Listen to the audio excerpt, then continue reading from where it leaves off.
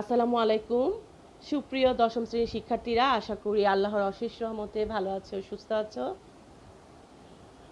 আমি তাসলিমা বেগম মিনি, সহকারী শিক্ষক হিসাব বিজ্ঞান, engineering university girls school and college. শ্রেণী দশম, বিষয় হিসাব বিজ্ঞান, অধ্যায় 10। আজকে পাঠ আর্থিক বিবরণী।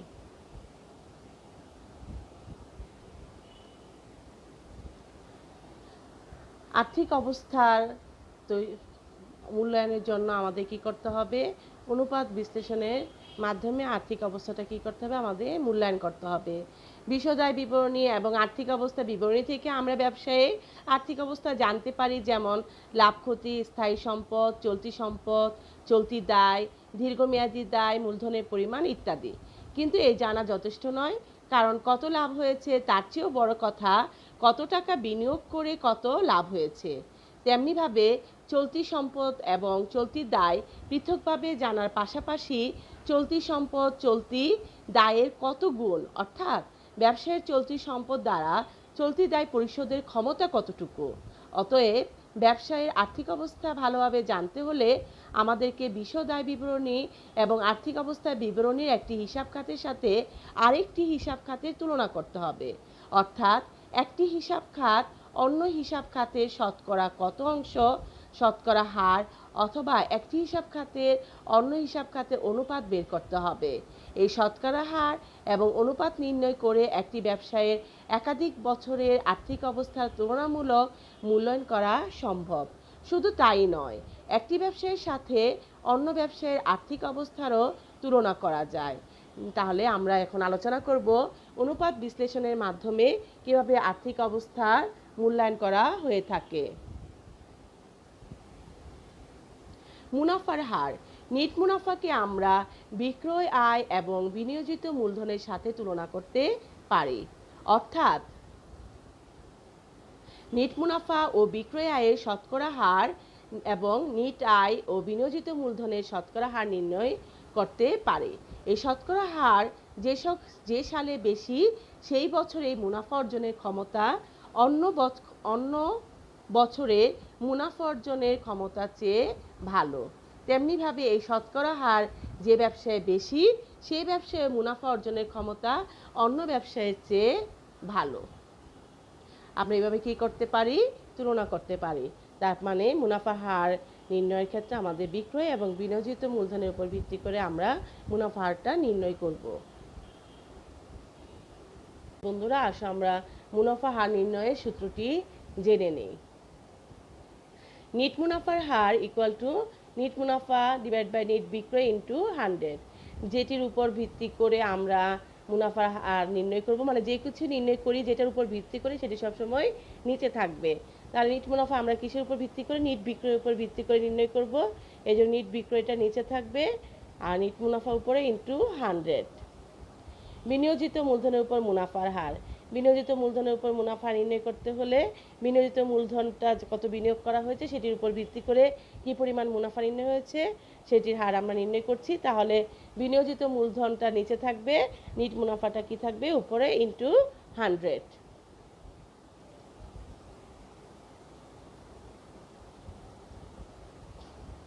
অনুপাত নির্ণয়ের সূত্র। চলতি সম্পদ এবং চলতি দায়ের তুলনা করে, অর্থাৎ চলতি সম্পদ ও চলতি দায়ের অনুপাত নির্ণয় করে আমরা ব্যবসায়ে চলতি দায় পরিশোধের ক্ষমতা কি করতে পারি? জানতে পারি। এই জন্য সাধারণত দুটি অনুপাত নির্ণয় করা হয়। একটি হচ্ছে চলতি অনুপাত, দেখো চলতি সম্পত্তি ডিভাইড বাই চলতি দায়। অন্যটি হচ্ছে, এটার আদর্শ মান কি হবে? আদর্শ মান 2:1। অর্থাৎ চলতি সম্পদ যদি 2 টাকা থাকে আর চলতি দায় যদি 1 টাকা থাকে, তাহলে কি হচ্ছে? 2 টাকা দিয়ে 1 টাকা কি করা যাচ্ছে? পরিশোধ করা যাচ্ছে। এখানে এটা অনুপাতের মাধ্যমে আমরা কি জানবো? অনুপাতের মাধ্যমে এটি জানবো যে দায় পরিশোধের ক্ষমতা কতটুকু। তার মানে 1 টাকা দায় হলে আমার 2 টাকা সম্পদ আছে, আমি সেই দায়টা কি করতে পারবো? পরিশোধ করতে পারবো। তারপরে আসো তারল্য অনুপাত। তারল্য অনুপাতের সূত্রটি দেখো, চলতি সম্পত্তি মাইনাস মজুত পণ্য যোগ অগ্রিম খরচ ডিভাইড বাই চলতি দায়। এটির আদর্শ মান কি? 1:1। অর্থাৎ চলতি সম্পদ 1 টাকা থাকলে চলতি দায় যদি 1 টাকা থাকে, তাহলে কি প্রতিষ্ঠানের অবস্থা ভালো। এই আদর্শ মান দ্বারা প্রতিষ্ঠানের অবস্থা বোঝায়। অগ্রিম পরিশোধিত খরচ এবং মজুত পণ্য দ্রুত নগদ অর্থে রূপান্তর করা যায় না বিদায় তারল্য অনুপাত নির্ণয় এই আইটেমগুলো কি করা হয়, বাদ করা হয়, মানে বিয়োগ করে তারপর আমরা কাজটা করি। শিক্ষার্থী বন্ধুরা, আমাদের পাঠ্য বইয়ের পৃষ্ঠা 169 উদাহরণ দেওয়া আছে। রনি এন্টারপ্রাইজ এবং শ্রীলেখা এন্টারপ্রাইজে 2017 সালের হিসাব বই হতে নিম্নোক্ত তথ্যাদি সংগৃহীত রয়েছে। মোট মুনাফা 10,000 টাকা, রনি এন্টারপ্রাইজে নিট মুনাফা 8,000 টাকা, বিক্রয় 1 লাখ টাকা, বিনিয়োজিত মূলধন 60,000 টাকা, চলতি সম্পদ 9,000 টাকা, চলতি দায় 5,000 টাকা এবং মজুত পণ্য 1,000 টাকা। তাহলে আমরা আগে রনি এন্টারপ্রাইজে নিট মুনাফার হারটা নির্ণয় করলে কি হচ্ছে, নিট মুনাফার হার নিট মুনাফা ডিভাইড বাই নিট বিক্রয় ইন্টু 100। তাহলে 8,000, 1 লাখ টাকা থেকে 8,000 ভাগ দিয়ে ইন্টু 100 কত পাচ্ছি, 8%।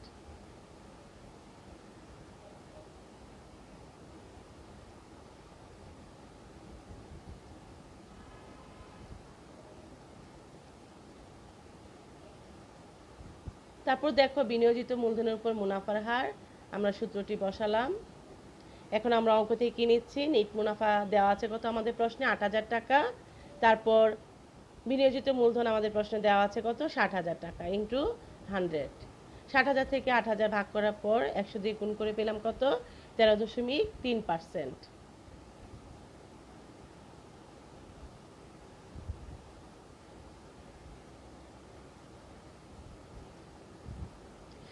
এখন দেখো অঙ্কে শ্রীলেখা এন্টারপ্রাইজে কি দেওয়া আছে, মোট মুনাফা দেওয়া আছে 15,000 টাকা, নিট মুনাফা 6,000 টাকা, বিক্রয় 1,20,000 টাকা, বিনিয়োজিত মূলধন দেওয়া আছে 80,000 টাকা, চলতি সম্পদ 10,000 টাকা, চলতি দায় 6,000 টাকা, মজুত পণ্য 1,200 টাকা। একইভাবে আমরা শ্রীলেখা এন্টারপ্রাইজের নিট মুনাফা হার নির্ণয় করব। আমরা সূত্রটা বসালাম। আমাদের প্রশ্নে দেওয়া আছে নিট মুনাফা 6,000 টাকা, নিট বিক্রয় দেওয়া আছে 1,20,000 টাকা ইন্টু 100। তাহলে আমরা 1,20,000 থেকে 6,000 ভাগ করার পর 100 দিয়ে গুণ করলে আমরা কত পাবো, উত্তর 5%।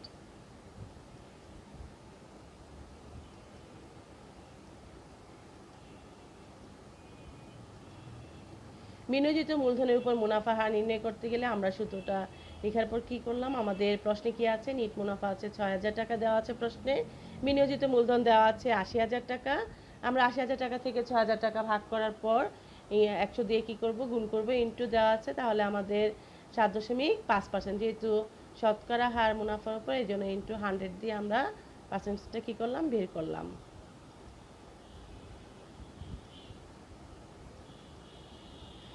এখন আসো আমরা চলতি সম্পত্তি এবং চলতি দায়ের মাধ্যমে চলতি অনুপাত নির্ণয় করব। আমাদের রনি এন্টারপ্রাইজে আমাদের প্রশ্নে দেওয়া আছে চলতি সম্পদ দেওয়া আছে 9,000 টাকা এবং চলতি দায় দেওয়া আছে কত, চলতি দায় দেওয়া আছে 5,000 টাকা। 5,000 থেকে 9,000 ভাগ করার পর কত হলো, 1.8 ইস্টু কি 1। ঠিক একইভাবে আমরা সূত্রের মাধ্যমে তারল্য অনুপাত নির্ণয় করব। আমাদের তারল্য অনুপাতের সূত্রটি লিখে তারপর আমরা অঙ্কটিতে যাব। আমাদের চলতি সম্পদ প্রশ্নে দেওয়া আছে 9,000, মাইনাস হচ্ছে আমাদের মজুত পণ্য দেওয়া আছে 1,000, আমাদের অগ্রিম কোনো খরচ দেওয়া নেই প্রশ্নে, চলতি দায় দেওয়া আছে 5,000। তাহলে আমাদের কত হলো, 1.61:1। 9,000 থেকে 1,000 মাইনাস করার পর আমরা 5,000 টাকা দিয়ে কি করব, ভাগ করব।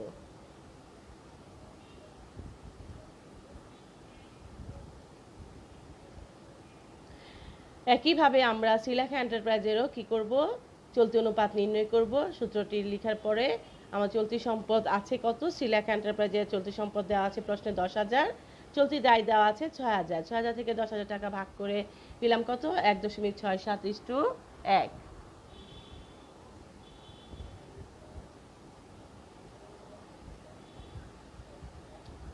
তারল্য অনুপাতের সূত্রটি আমরা বসালাম। চলতি সম্পত্তি মাইনাস মজুত পণ্য যোগ অগ্রিম খরচ ডিভাইড বাই চলতি দায়। আমাদের প্রশ্নে দেওয়া আছে কি 10,000 টাকা চলতি সম্পত্তি আর মজুত পণ্য দেওয়া আছে কত, 1,200 টাকা। আমাদের কোনো অগ্রিম খরচ দেওয়া নেই, এই জন্য আর কোনো অগ্রিম খরচের কোনো কাজ নেই। চলতি দায় দেওয়া আছে 6,000 টাকা, 10,000 থেকে 1,200 মাইনাস করার পর 6,000 ভাগ করে পেলাম কত 1.46:1।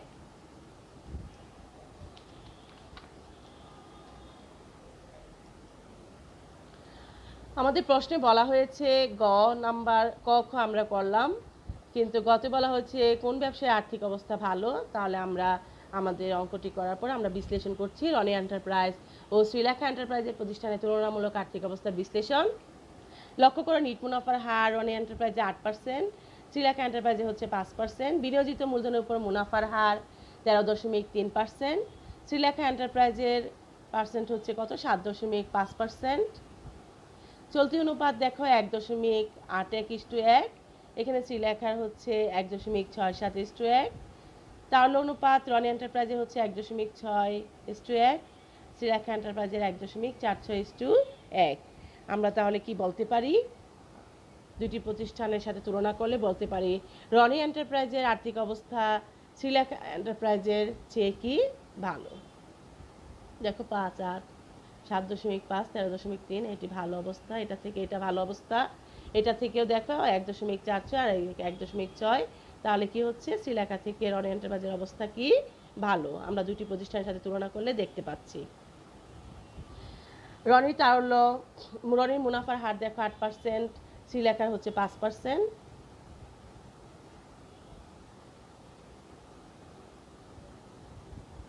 তারপর দেখো রনি 13.3%, শ্রীলেখার 7.5%। রনি তারল্য বা চলতি দায় মেটানোর জন্য ক্ষমতাও শ্রীলেখার চেয়ে দেখো ভালো, তার ক্ষমতা দেখো 1 টাকা দায়, সম্পদ হচ্ছে 1.67 টাকা, আর এখানে 1 টাকা, তার 1.8 টাকা, মানে 80 মানে 80 পয়সা যেটা। তাহলে ক্ষমতা কি তুলনামূলক শ্রীলেখা থেকে রনি এন্টারপ্রাইজের ভালো। চলতি অনুপাতের আদর্শ মান সাধারণত 2:1 আমরা জেনেছি, আর তারল্য অনুপাতে জেনেছি 1:1। অর্থাৎ চলতি দায় পরিশোধ করাও যেন যথেষ্ট টাকা থাকে, পরিশোধ করেও যেন যথেষ্ট টাকা কি থাকে হাতে থাকে, তার মানে তার চলতি দায় পরিশোধ করার পরও টাকা হাতে থাকবে। তাহলে শ্রীলেখা থেকে আমরা বলতে পারি রনি এন্টারপ্রাইজের আর্থিক অবস্থা ভালো, অপেক্ষাকৃত ভালো।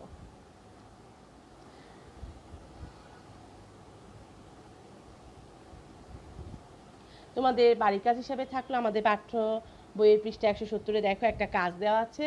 আজকে ক্লাসের আলোকে তোমরা বাড়ির কাজটি করার চেষ্টা করবে। আমরা পরবর্তী ক্লাসে অনুপাত বিশ্লেষণের উপর যে আমাদের পাঠ্য বইয়ের অঙ্ক আছে এবং বাড়ির কাজটিও আমি আলোচনা করে আমি পাঠ্য বইয়ের অঙ্কে আলোচনা করব সৃজনশীল, তারপর আমরা বোর্ড কোশ্চেন নিয়ে আলোচনা করব। তাহলে শিক্ষার্থীরা বাসায় এখন তোমরা অবস্থান করছো, সুন্দর একটা রুটিন করে প্রতিদিন পড়াশোনা করো। যেহেতু তোমাদের এখন অনলাইন ক্লাসের মাধ্যমে ক্লাস নেওয়া হচ্ছে, আমরা এখন দুর্যোগকালীন সময় অবস্থান করছি সবাই ঘরে, তোমরা তোমাদের মতো করে যেভাবে পড়াশোনা করতে, যখন যে সাবজেক্টটা পড়তে ভালো লাগে সেইভাবে একটা সুন্দর করে রুটিন করে তোমরা বাসায় পড়াশোনা করো।